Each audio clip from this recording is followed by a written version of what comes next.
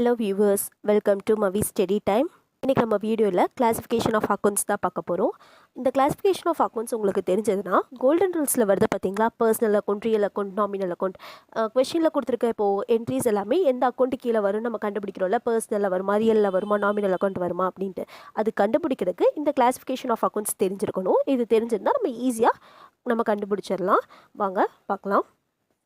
Classification of அக்கௌண்ட்ஸில் 3 டைப்பாக இருக்குது. Personal account, real account and nominal account. Personal அக்கௌண்ட்டில் பார்த்தீங்கன்னா 3 டைப்ஸ் ஆஃப் பிரிச்சிருக்காங்க. நேச்சுரல், ஆர்டிஃபிஷியல், ரெப்ரசன்டேட்டிவ் அப்படின்னு சொல்லி. ரியல் அக்கௌண்ட்டில் 2 டைப் இருக்குது. Tangible, intangible. நாமினல் அக்கௌண்ட்டில் எதுவுமே கிடையாது.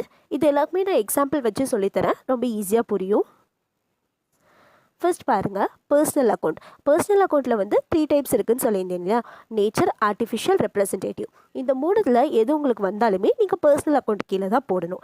அதே மாதிரி ரியல் அக்கௌண்ட்டில் 2 டைப் இருக்குது, டேஞ்சிபிள், இன்டேஞ்சிபிள். இந்த 2ல் என்ன வந்தாலுமே நீங்கள் ரியல் அக்கௌண்ட்டில் போடணும். And nominal account. இப்போ ஒவ்வொன்றுக்கு எக்ஸாம்பிள் பார்க்கலாம். ஃபஸ்ட்டு நேச்சர் அக்கௌண்ட்டில் வந்து பார்த்தீங்கன்னா என்ன மாதிரி வரும்னு பார்த்தீங்கன்னா, ஹியூமன் பீயிங்ஸ், அதாவது ஒரு பர்சனோட நேம். இப்போது பாருங்கள், எக்ஸாம்பிள் பாருங்கள், மாவி அக்கௌண்ட், ராஜ் அக்கௌண்ட் அந்த மாதிரி கொடுத்துருக்காங்க பார்த்தீங்களா. உங்களுக்கு கொஷினில் ஒரு பர்சனை மென்ஷன் பண்ணி கொடுத்துருந்தாங்கன்னா அது வந்து நேச்சர் அக்கௌண்ட்டில் வரும். அது எல்லாமே நமக்கு பர்சனல் அக்கௌண்ட்டுக்கு கீழே வரும். நெக்ஸ்ட் வந்து பார்த்திங்கன்னா ஆர்டிஃபிஷியல். இது வந்து பேங்க், இன்ஸ்டிடியூஷன்ஸ், இது எல்லாமே ஆர்டிஃபிஷியலில் வரும். ரெப்ரசன்டேட்டிவில் வந்து என்ன சொல்கிறாங்க அப்படின்னு பார்த்தீங்கன்னா, கேபிட்டல், அவுட்ஸ்டாண்டிங் அண்ட் ப்ரீபெய்டு. இப்போ கேபிட்டல்ங்கிறது என்ன, நம்ம பிஸ்னஸ் ஸ்டார்ட் பண்ணுறப்போ ஃபர்ஸ்ட் போடுற இன்வெஸ்ட்மெண்ட். அடுத்தது அவுட்ஸ்டாண்டிங் அப்படிங்கிறது நம்மளோட லைபிலிட்டி. அதாவது இப்போ சேலரி அவுட்ஸ்டாண்டிங்னு வச்சுக்கோங்களேன், நம்ம சேலரி கொடுக்கணும், இன்னும் கொடுக்காமல் வச்சுருக்கோம். ஸோ அதுதான் அவுட்ஸ்டாண்டிங் அப்படின்னு சொல்லுவோம். அடுத்து ப்ரீபெய்டு அப்படிங்கிறது முன்னாடியே நம்ம பே பண்ணியிருப்போம். ஸோ இதெல்லாம் வந்ததுன்னா இது எல்லாமே ரெப்ரசன்டேட்டிவ் கீழே வரும். இது எல்லாமே நமக்கு பர்சனல் அக்கௌண்ட் கீழே போடணும். ஓகேங்களா. இந்த மாதிரி ஒரு பர்சன் நேம் அக்கௌண்ட் மென்ஷன் பண்ணியிருந்தாவோ, இல்லாட்டி பேங்க், இன்ஸ்டிடியூஷன், கேபிட்டல், அவுட்ஸ்டாண்டிங் இந்த மாதிரி ஐட்டம்ஸ் எல்லாம் நமக்கு வந்து கொஷினில் கொடுத்துருந்தா இது எல்லாமே பர்சனல் அக்கௌண்ட்டு கீழே வரணும்னு அர்த்தம். நெக்ஸ்ட் ரியல் அக்கௌண்ட் பார்க்கலாம்.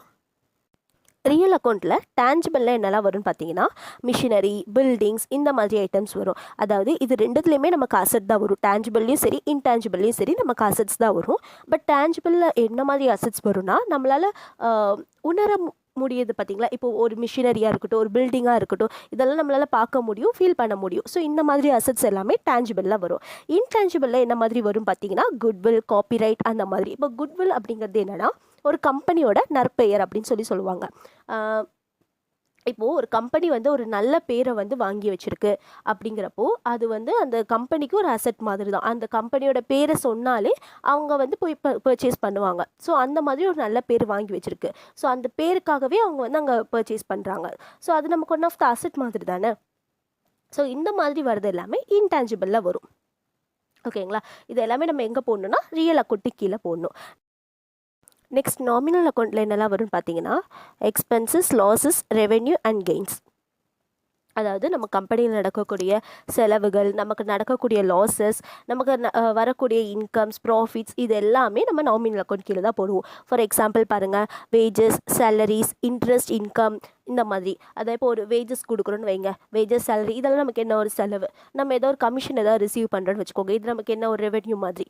ஸோ அடுத்து நமக்கு ஏதோ லாஸ் நடக்குது, அப்புறம் ஒரு ப்ராஃபிட் நம்ம எதுலையோ ஒரு ப்ராஃபிட் கெயின் பண்ணுறோம். ஸோ இந்த மாதிரி என்ட்ரிஸ் எல்லாமே நமக்கு வந்து நாமினல் அக்கௌண்ட்டு கீழே வரணும்.